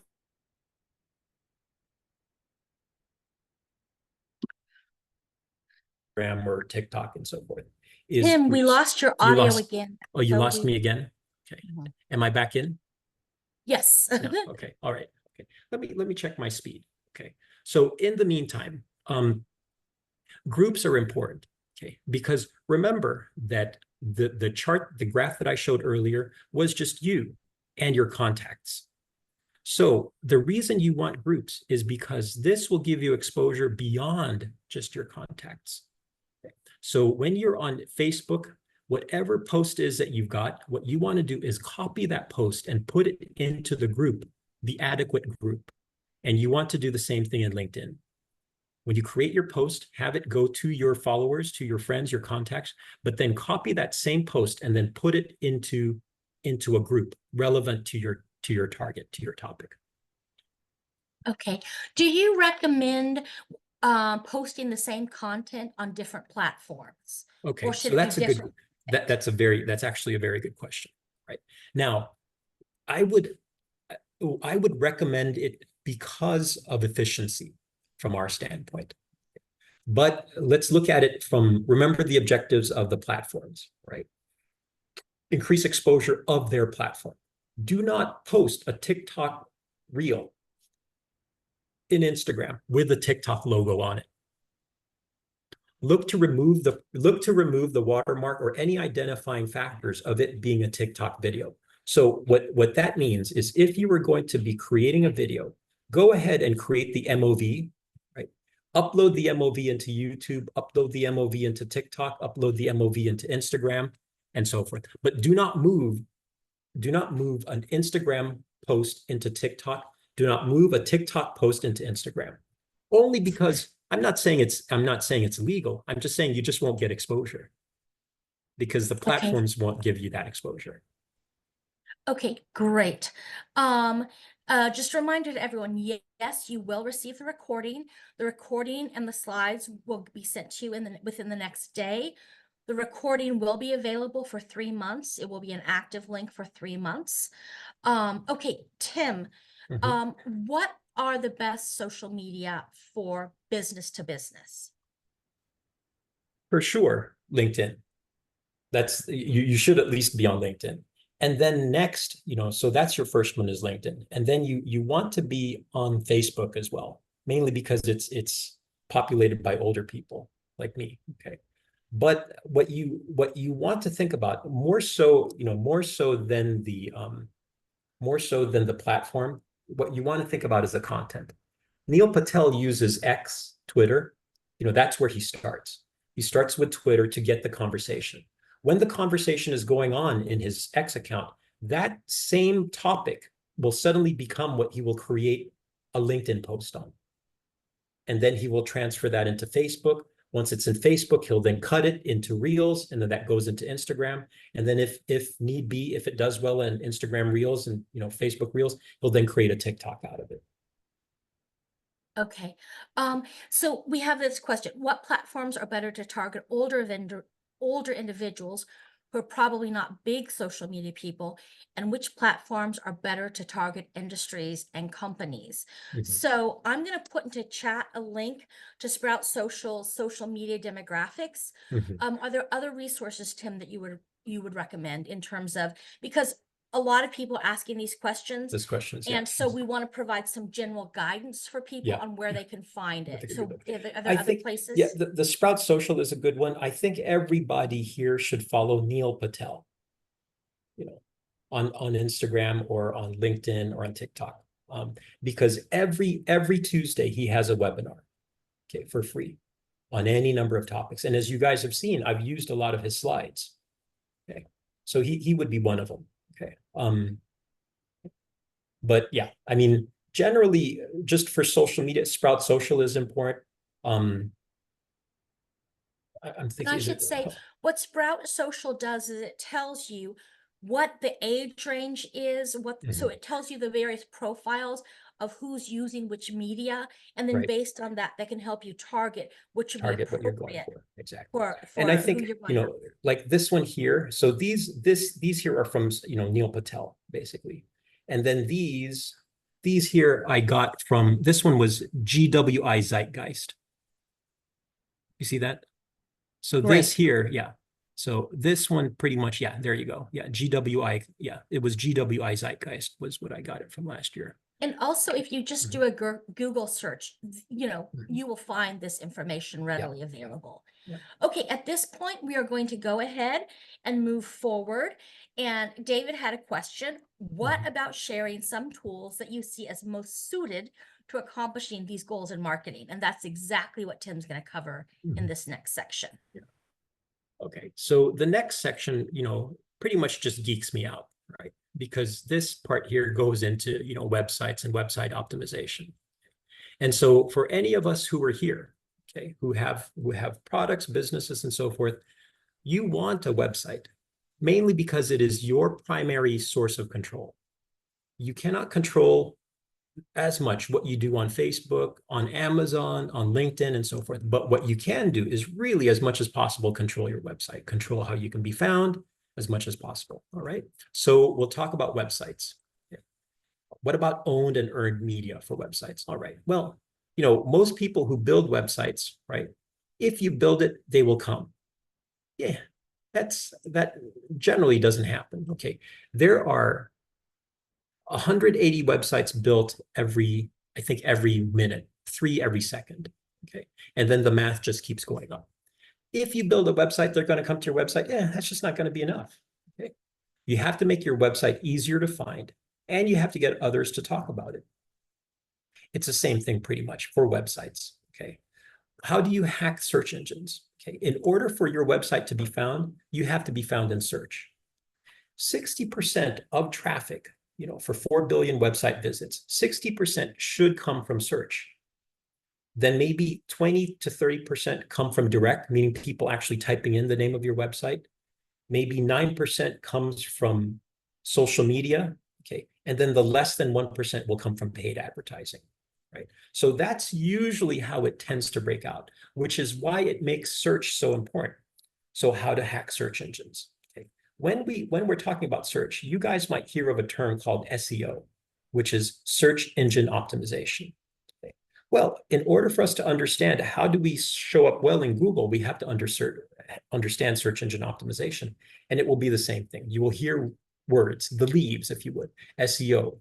You will hear keywords are important. You will hear backlinks are important. No. You will hear the content is king.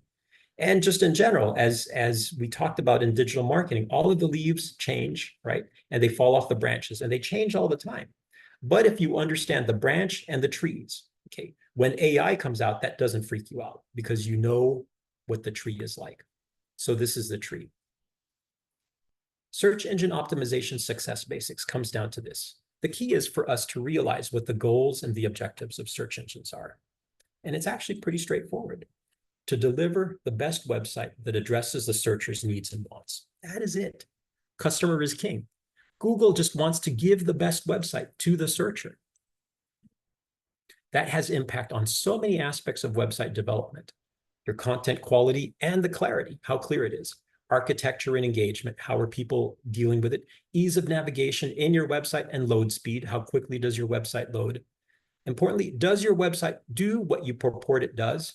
Even most important, does the searcher enjoy the experience with your website? Because the more satisfied the searcher, the higher you will rank. Okay. This, for example, is what you and I see. Okay. This is the Score New York City website. But you know what? For the search engine, this is not what they care about. This is what Google sees. Do you see the difference? Google sort of doesn't care how pretty this is. Google just cares, what is this website about? What are the keywords? What do I know so that when a person is looking for it, I can actually offer it, okay? Because let's understand how search works. You go ahead, you create your website. You do it in Shopify, in Wix, in Square, in WordPress, and so forth. Now, remember, when you do that, that gets linked from Wix, from WordPress, from Shopify, and so forth.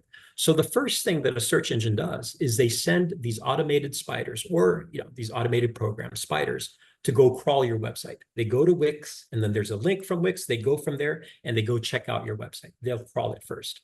Then they have to come back, and they will revisit the website, and they will try to analyze what is the content of this website. What are these images? What are these files? And they will try to understand the purpose of this website. And then that will all be stored in an index, and then it will wait. Because the third responsibility of a search engine is to rank. Based on what a person types in, those 2 to 10 words, or however many words they type in into the search engine results page, now the search engine will rank the website based on that and based on its index. Here's another way of looking at it. Okay. Your web pages now, get submitted through the crawler. The crawler schedules the search, okay, and then it goes in, it parses it out, it breaks it out, okay. Then it indexes those pages to understand what they're about, and then it will say, okay, this page does that, this page does this page does this. Now the index parting is done, right? Now we have to wait for the other side of the equation, the searcher. The client then goes in and they go to the search engine and they do their query. They type in their request. That request then goes to Google, and then based on what the feedback is, it will then rank it and send the rank pages back to the client. Okay. Other ways of looking at it, the client, think about it as candidates and matchmakers. The client now wants to find something. It goes to the matchmaker. The matchmaker is Google, the search engine. It goes to the matchmaker. The matchmaker now goes to all of the candidates on the side. It finds all of them, and it gets all of their information. It gets all of their information, and it tries to match that information against what it understands the searcher wanted from the 2 to 5 to 7 words that they typed in. It's trying to match that. Okay. And based on how it believes that website matches it, it will then rank those websites and present them back to the searcher. All right. So our responsibilities as website designers is to make it easy for the website to understand what we are. Okay. Make it, easy to read. Okay. Make sure that you're built to be shared.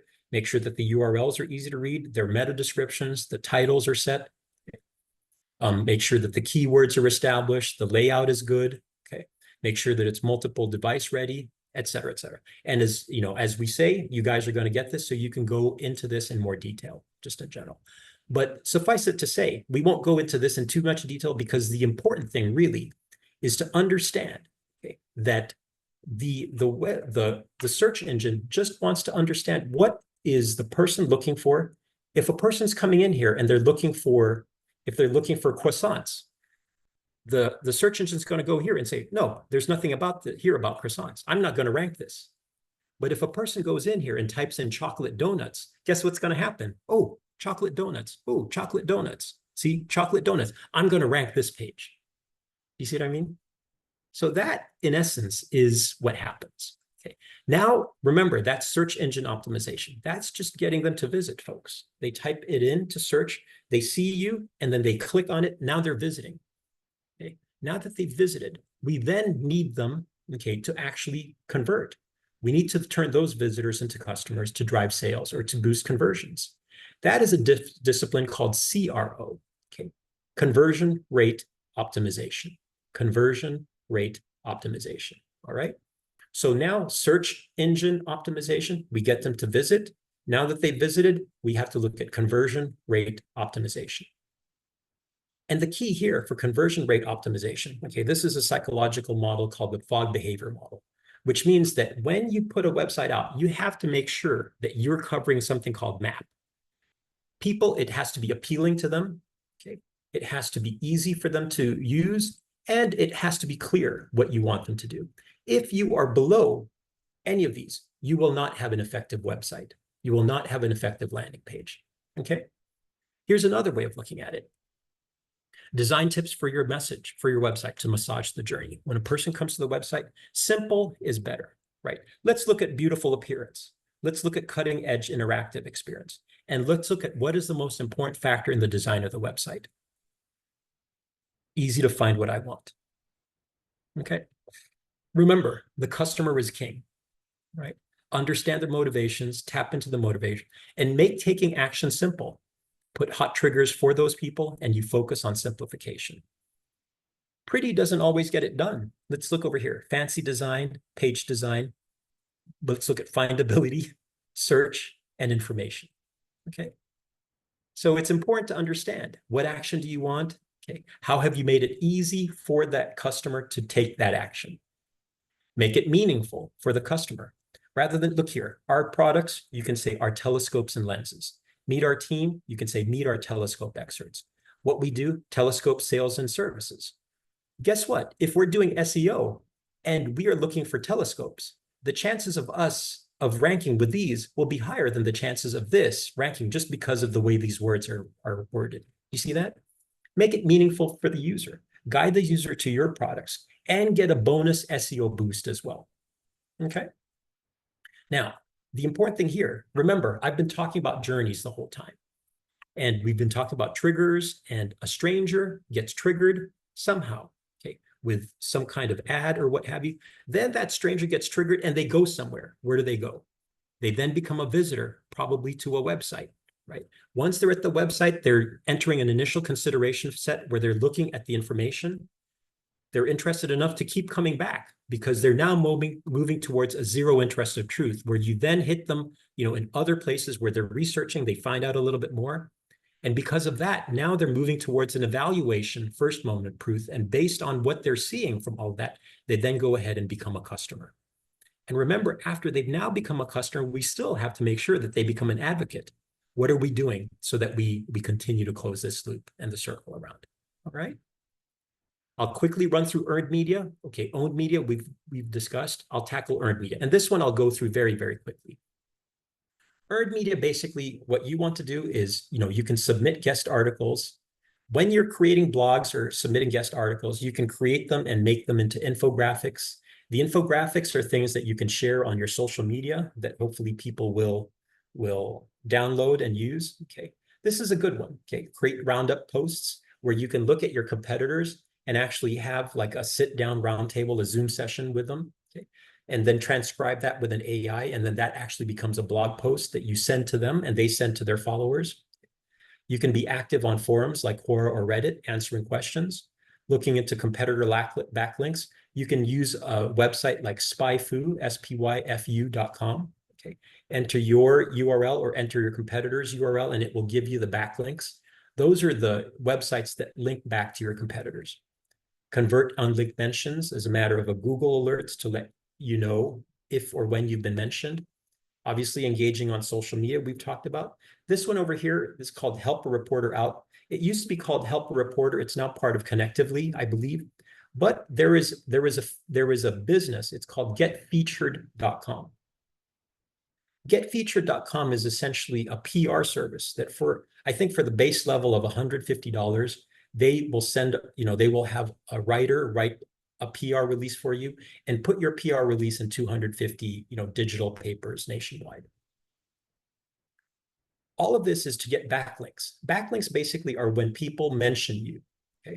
Now backlinks, have to be relevant. Is this coming from a source that's related to your site? Is it coming from an authoritative site? Okay. And then you want to make sure that you're getting a diverse source of backlinks that show that you're not gaming the system, but getting backlinks from a large number of sources, your social, your citations, your blogs, etc.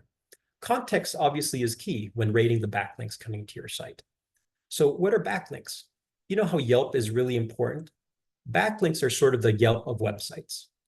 When a website has a lot of backlinks, people mentioning it, other websites mentioning it, that is Google's source of authority, saying, hey, a lot of people are mentioning that. I'm going to rate that a little higher. So different kinds of backlinks, the ones you create yourselves, this will have to happen. When you have your social media, always put your website URL in your social media.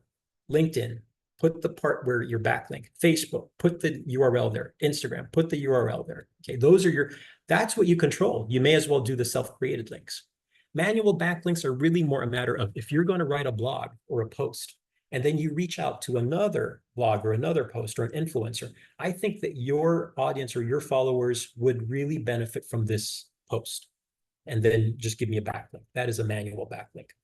And then there will be natural backlinks, which happens when you're theoretically like Neil Patel and people acknowledge that you're an expert in the field and they just start following you. Okay? And they start backlinking to you and they start mentioning you. Okay? That comes with expertise and time.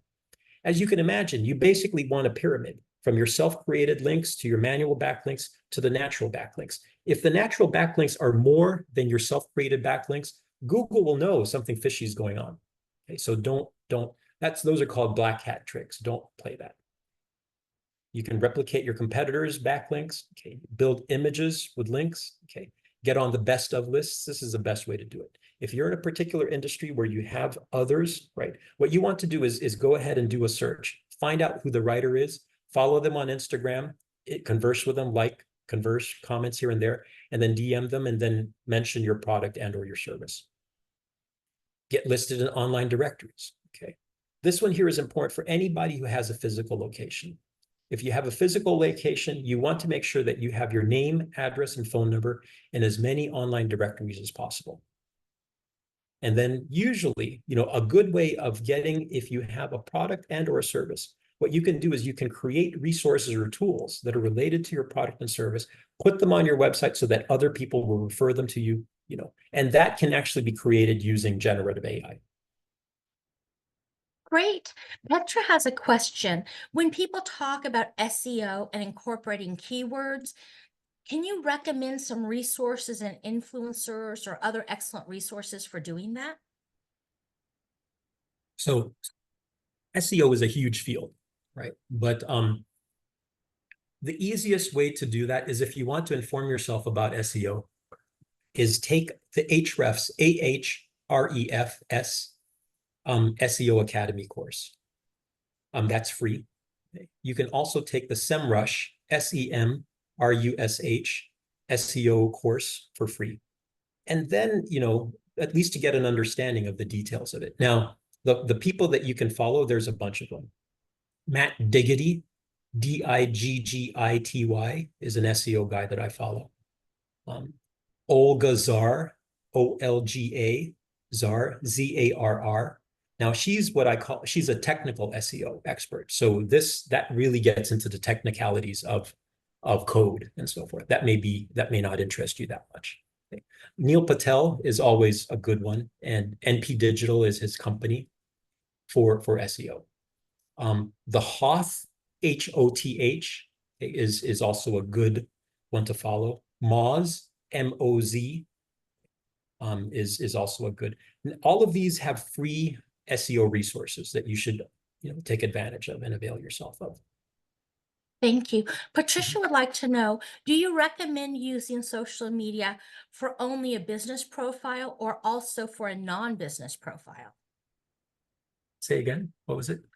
Do you recommend only using social media for business profiles versus non-business profiles? Oh, goodness. No. I'm a huge fan of social media, as Kendra knows. So yes, I believe that, social media started out personal, right? Facebook was the Facebook, basically. So it starts out personally. And then we transform it into business use. But short answer, basically, you want to use it for both social and for business, personal and business.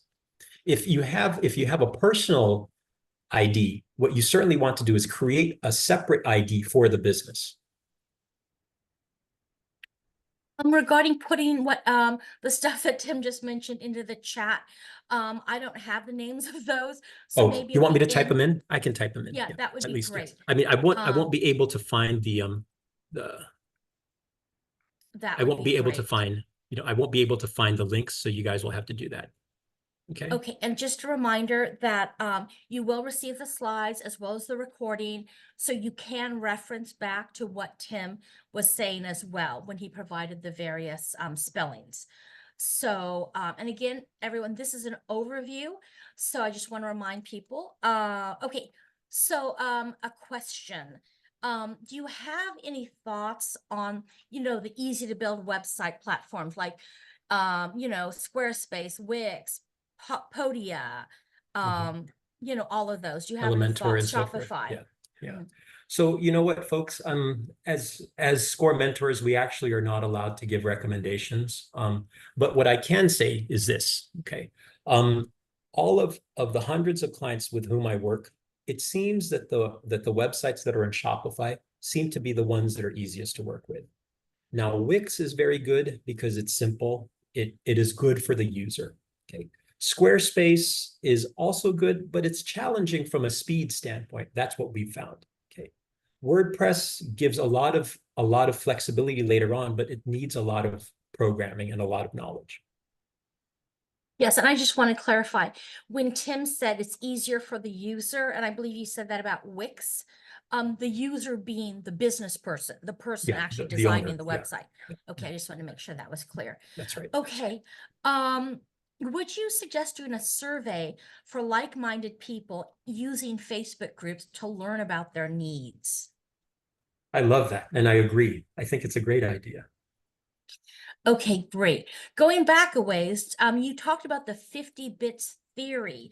Is there a particular book that people should check out about that? Yes. So this is written by Andrew Nease, Nease, PhD. And I believe it's called, but let me look up the title. I believe it is called The Power of 50 Bits, and it's Bob Nease, Bobnease. So that is called The Power of 50 Bits. Okay, and again, we're not going to get into all the various website building resources. Here's a question. I don't even know what it means. What do you think about robots.txt? I don't even know what that is. Yeah. Do you know what All that right. is? So yeah. So basically what happens is we remember how let me go up here actually. Let me go over here really quickly to, and then I'll have to come back. Okay. So this is important. Okay. This part. Remember, this is what we see, and this is what Google sees. Now, there are three main languages. Okay. There are three main languages that a spider looks at. The first one is hypertext markup language, HTML. Okay. HTML determines how many pages, the size, and so forth, the layout, the framework. If you're building a house, how many floors, how big it is, where the rooms are. The second language is something called CSS, cascading style sheets. What color will the walls be? What color will the carpet be? Okay. Then the third language is JavaScript. JavaScript is, do I clap my hands and the doors or lights turn on? Interactive. Okay. HTML, hypertext markup language, are the instructions that are given when a spider comes to the website. Robots text, okay, gives instructions to the spider, telling it, I want you to read this link, I want you to read this page, or there is a backlink here and I don't agree with it. That's something called disavow. So those are robots text. Okay. Usually what you want your robots text to do is to allow a spider to read your website. Some people's robots text, tell the spider no, right? Or don't read these pages. That's what robots text is. Okay, great. We are going to go back a ways because we are getting some time here. So how do you figure out where your customer falls on this bell curve? Okay. So the key here, right, is, there's no actual answer. I mean, truth of the matter is, at this stage of the game, it's really more hypothesis driven, experimentation from your side. And then what you want to try to do, somebody had asked, about Facebook groups and utilizing it along these lines. That's about as good a way as any, right? But normally what we want to try to do is we sort of the good thing about digital marketing is it's a lot cheaper than traditional marketing. So theoretically, what you want to do is you're going to go ahead, which of these messages do you guys like best? And then one has the the messaging delivery of one, and then you ask, is this better than the other? And you sort of take it from there. Okay, great.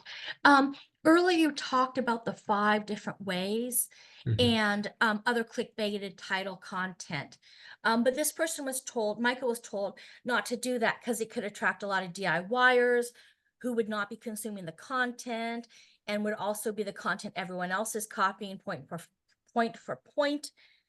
So what do you think about people kind of stealing your comment, copying your content, and reproducing it on their own without crediting you? Yeah. Can you rephrase that, Kendra? I'm trying to get to the gist Okay, of what that is. sure. So, in terms of doing like the 5 ways to do this and those kinds of things, Mhm. and having click Okay, I title gotcha. content. Okay, I gotcha. Okay, so I understand. So this is actually a very interesting and important question because we will tend to hear this a lot. Okay, and that is usually that if you are an expert in a particular field, okay, there is no way that your expertise will be encapsulated in whatever post you give in those 5 questions. If anything, the benefits of those 5, right, far supersede, the loss of you actually putting it out there. I'll give you guys an example. We are now going over 2 hours, or we're going to tackle 2 hours of this whole stuff, right? Kendra knows this is but a fraction of what I can talk about. And yet you guys understand it's a lot of stuff. Okay. So if theoretically, if I wanted to go ahead and use 5 questions, there's no reason I would worry too much, right? Because one way of doing it is what you want to do at least is come up with 5 basic questions, at least to trigger that awareness cycle and get people to see you as an expert in the field, so that the next step is for them to talk to you to learn a little bit more. Great, thank you. So, let's go ahead and move forward, Tim. Thank you. Okay, all right, thanks. Okay, and so everybody, we've heard pretty much about all of these, about what we've got. Now, the key, of course, is to make sure that we can measure how effective this is. I mentioned the insights initially. Now, with respect to websites, okay, the key here is, the principle that I developed. I call it RAMP, okay, where your website, you have to rank first, okay, and then you have to get acquisition. People actually have to click. And then once they click, you have to measure their movement on your website, their behavior, so that you get the purchase that you want, the contact, they buy, or the key action, right? As you can tell, it's a funnel. You have to rank, you have to acquire, they have to move, and then you have to purchase. Now, we've seen this before, right? This journey. The strangers get exposure with blogs and keywords, and then they become visitors. Now that they're visitors, right, you give them forms, calls to action, and then they become leads. Those leads then, based on what you're doing with your email workflows, they become your customers. And then after they become your customers, based on surveys, social marketing, or smart content, they become your promoters. So the key here, right, is to think about, we see various versions of these, AIDA, right, AIDA. This is basically awareness, consideration, purchase, retention, and advocacy. On one side, for physical touch points, you've got PR, earned, okay, radio and print, or word of mouth. Consideration could be direct mail. Okay, now this here, obviously for physical locations, store branches, agent brokers, call centers or calls, chats, offering invoices and mailing to get them to be your advocates. Then on the digital side, you can do your online displays, search, paid content, email, landing pages, or your social media, third parties, and so forth.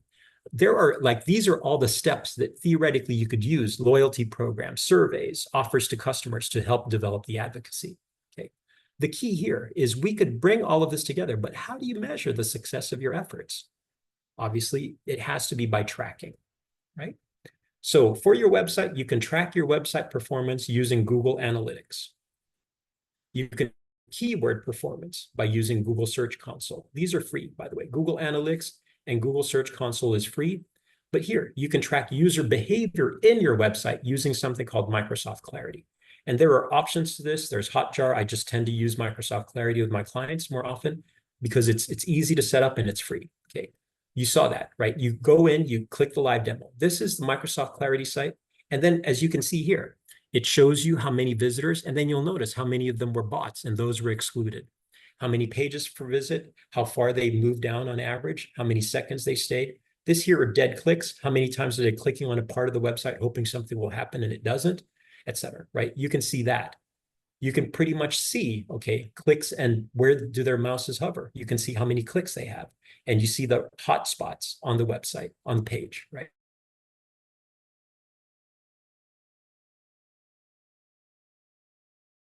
This one's a doozy, okay? You can actually get video recordings of people's website visits. See there? Pause, play. And you can at least see how many people and what are they doing. This is mouse activity right here, okay? And then it'll go to the next page and so forth, okay? You can track social activity in social media with YouTube Studio, which is also free for YouTube. Facebook Insights and social status, Instagram Insights, okay. LinkedIn page analytics and keyhole. Okay. And the others are paid, right? The page analytics, insights, and so forth are free. These are all free, but the others are paid. Countic and Annalise are free, are paid, sorry.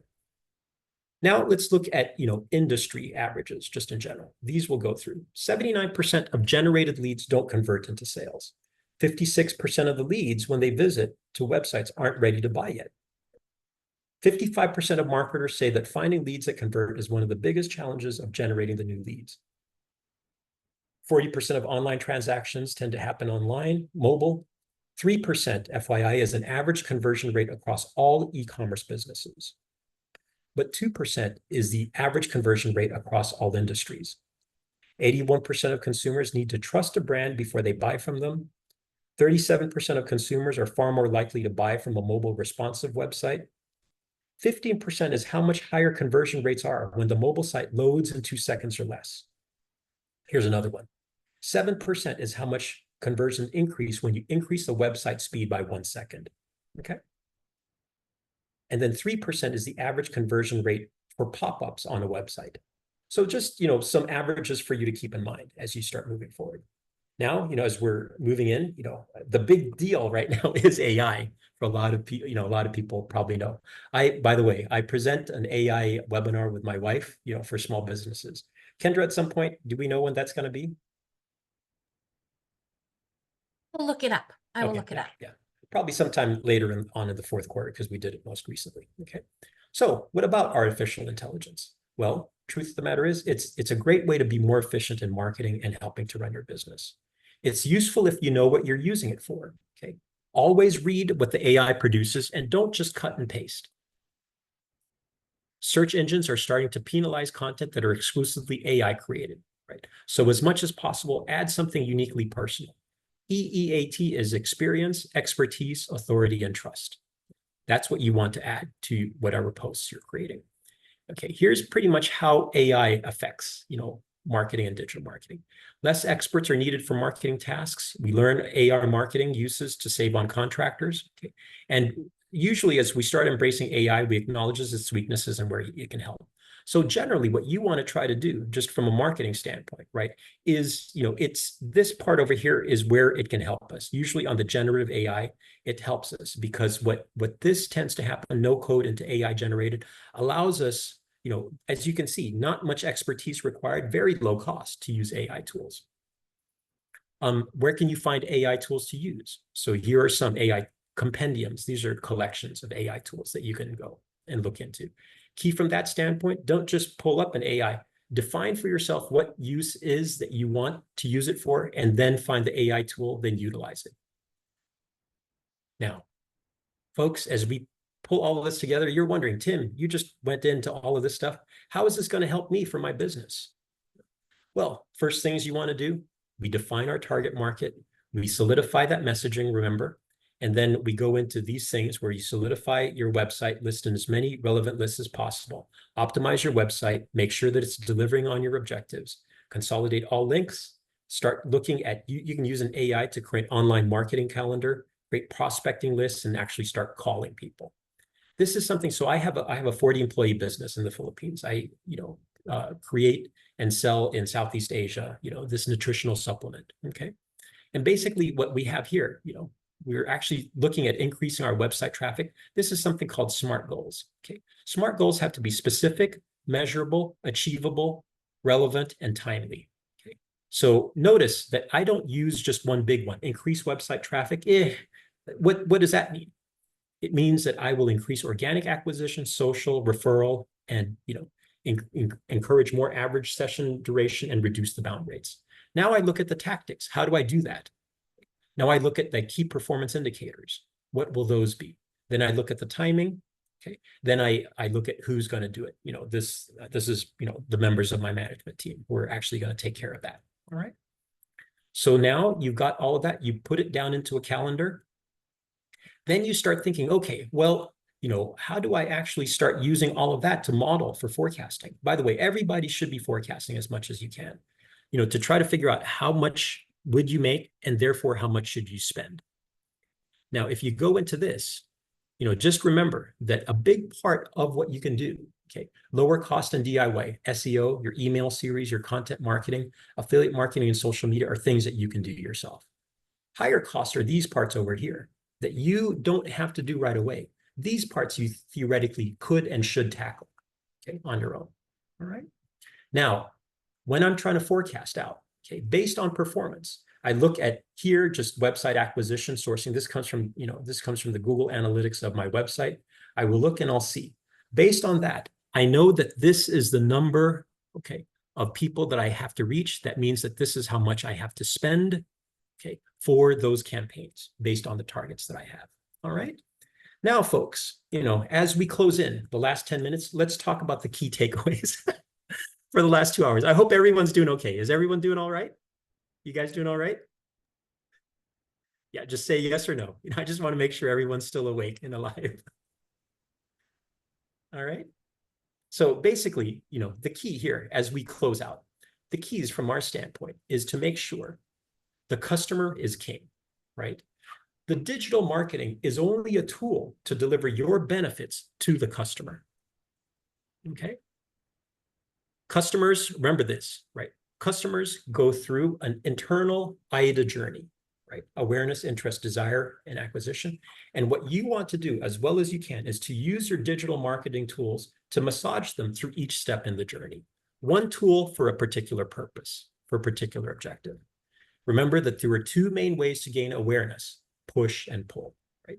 And then the key here is really, from our perspective, it's really continue to experiment and keep trying, okay? And obviously look for help when you have a chance.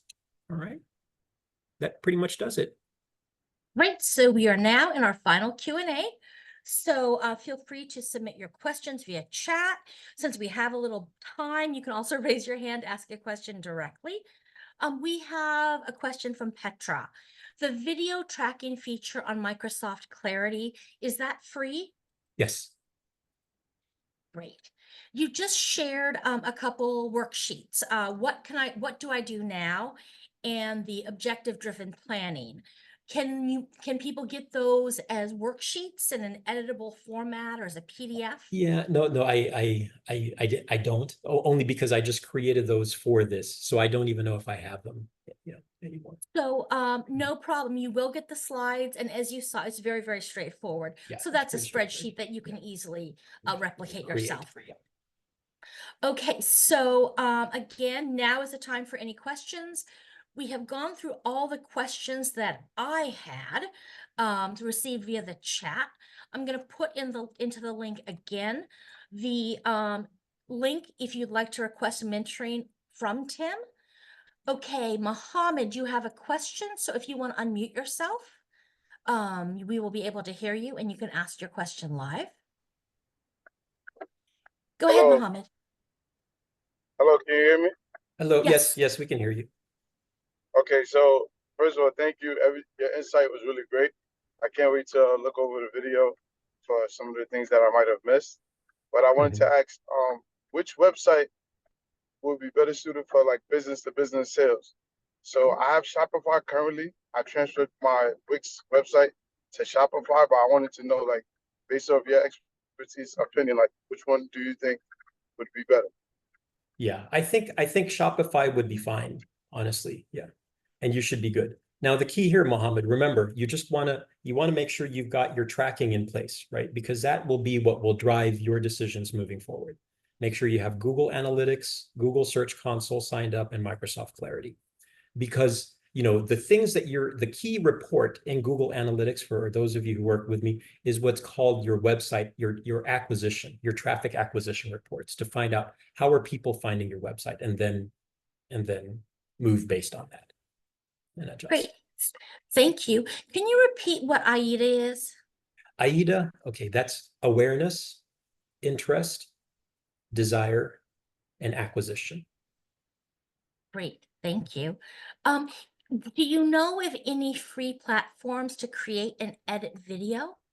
Create videos, basically what you want to do is just use your phone.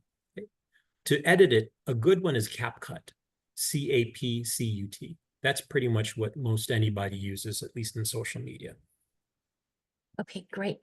Given the importance of website loading times, do you have any advice on what one can do and what one should avoid in order to ensure a quick loading? Okay, so that's obviously very dependent on the website, right? What you certainly want to do is, everybody who has a website, you want to test the speed of your website and how it loads.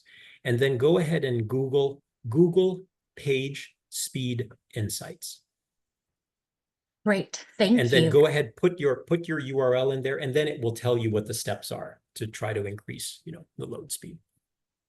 Are there any AI-based video creation tools that you recommend for short explainer videos? I mean, there are a few, but they're changing all the time. The one that I can think of quickly is Synthesia. I don't know how that's spelled, if it's SYNTHESIA, right? But that's one. Another one is called Syllabi, or Syllabi, SYLLABY. Yeah. I mean, those are two that I can think of just really quickly, but they're legion. Okay, this is kind of specific, but I think it could apply to more people. So Laura paid her web people for service that reports emails of anyone who lands on her page. Is that the sort of thing that is worth paying for? So there is a service that I looked into where it actually supplies that. I think it was called Black Pearl or something like that, and it was expensive. Okay, so as long as I believe it was over $500 a month, Kendra, for them. Okay. Now, what you want to do is you want that information only if you have an established way to follow up with them. Okay? Because otherwise that information may not really be worth paying for.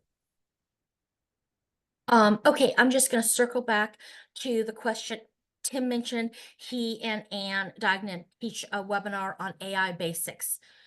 We don't have that scheduled through the end of the year. So So for it will next be year, at least, offered yeah. in 2025. We don't have a date for that yet, but we will. Okay, again, we're not going to get into very specific website providers. So a question, do you have any best words of advice if you're building a website for a service business? Okay. So the best advice that I can give for anybody who's building a website, okay, is to start out using your generative AI tool, ChatGPT. And then what you want to do is you go into ChatGPT and you say, build for me a sitemap, SITEMAP, for a business that does this. Right? Now, ChatGPT will create all of the tabs for your business. Okay. Then your next prompt will be create for me, okay, the meta descriptions for each of the pages and create for me the H1 headers for each of the pages that it created on the sitemap. Okay, so that's establishing your framework for your website to start. Great. Yeah. What do you advise in terms of having a domain? Is it better to have a .com, a .org, or the Yeah. various? Yeah, I don't know enough to say about that. I mean, generally, I would just say go with org. If your business, if you're a business that purveys in information, right, or service, then you'll want a .org. But if you're Okay. basically an e-commerce, then you'll probably more want a .com. Great. Can you speak to the importance of a customer profile or customer persona? Because I think we didn't really cover that very much, but I think that's really key, foundational to a lot of what you talked about today. Okay. Oh, so that's a good question. Okay. So the key from your perspective, okay, is as much as possible, you want to understand your customer as well as you can. Because what you want to do is you want to undergo the journey that the customer is going to undergo. So I'll give you an example. I was on Facebook and I saw an ad for a pair of Adidas shoes, right? And I was like, oh my gosh, really cool.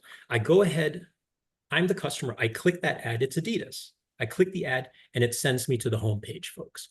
The freaking homepage. And now I have to look for the shoe. I'm like, forget you. I'm not even going to bother. Do you see what I'm trying to say? You have to think about the customer. You have to think about the consumer. You have to think about the journey that you're going to put them through so that you make it easy for them.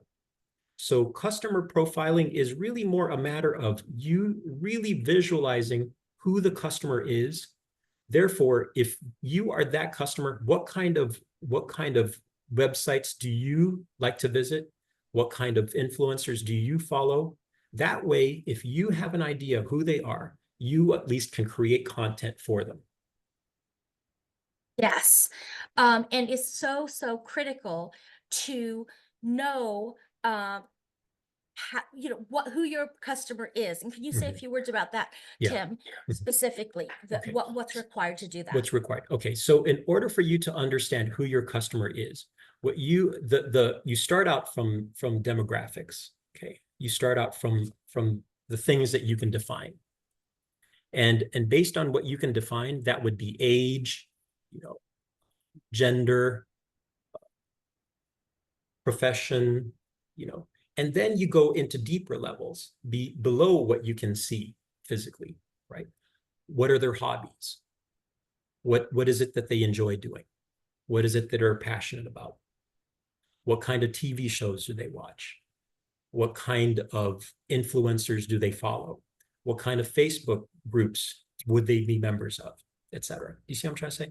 Because the whole idea towards that customer understanding is knowing where you can put your message in front of them. So you have to know if I hunted and I understood that, I'd at least know, right? Like if I'm a fisherman, I know when or where the catfish are biting. So I put my lure over there. And that's what you want to do. That's why you want to understand the customer. Great, thank you. Okay, so for the people who said, please repeat this, please repeat that, you're going to receive the recording so you can repeat whatever you want. So I'm just going to close off by saying, if you need your SEEP form signed, you can email it to me. And your SEEP form, if you don't know what a SEEP form is, then you're not in the program, so you can disregard that comment. We talked about getting a SCORE mentor. So to do that, go to our website, fill out the mentor request form. In the form, there's a big open field. Use that to tell us what type of business you have and what you need assistance with. We're going to ask you to do us a favor because I saw in the chat so many of you found this truly beneficial. We're going to send you the slides in the webinar recording, but please take a minute or two to fill out a webinar survey for us. It lets us know what you found effective about today's webinar, what did you love about it, and what would you do to improve it in the future. So to fill out that survey, stay in Zoom. It will pop up for you once I end this webinar. Or we also sent you emailed you a link. So that is another option. But please take a moment to fill out that webinar survey. As to the question, can you share this recording with our network? Tim, do you want to answer that? What is that question? What does that mean? Can you share the recording with our network? So the recording of this, can they just share it with friends and family and colleagues and people they know? Yeah, I think so. I mean, we're okay with that, right? This isn't a paid webinar, so from that standpoint, I think you're fine. Yeah. Okay, great. Yeah. Okay. Actually, no, you know what? I was just seeing a few questions popping up there, Kendra. You know, if you know, asking about using the AI for that web thing, I can do that really quickly if people want. You know, if do they want to see that being done? Or do we need to go? If we need to go, we should go. Yeah. But yeah, I Yeah. think we need to wrap it up. But Okay, thank you all very right. much for your attention today. Thank you, Tim, as always, for sharing all this fabulous information. To the question, is there a library for all videos or is it just per event attended? If you attended the event and you registered for it, you will receive the recording. If you'll always receive the recording, and if the presenter is open to sharing the slides, you will also receive the slides. But there is not a general repository for SCORE New York City's webinars. Okay, thank you, everyone. Thank you, Thank Tim. you, everyone. Enjoy the rest Thank of you your again. day. Take care, everyone. Bye. Bye-bye.